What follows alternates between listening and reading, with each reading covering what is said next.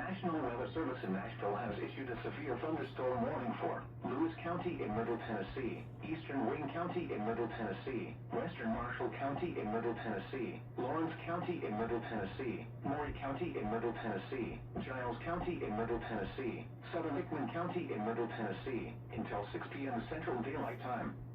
At 5:11 p.m. Central Daylight Time, severe thunderstorms were located along a line extending from 6 miles southeast of Centerville to 8 miles southwest of Loretto, moving southeast at 35 miles per hour.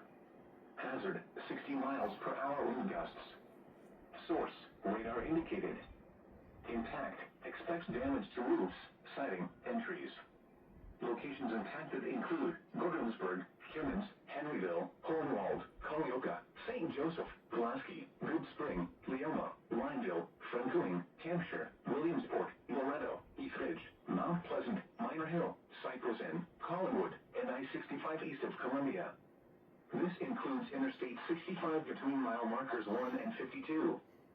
For your protection, move to an interior room on the lowest floor of a building.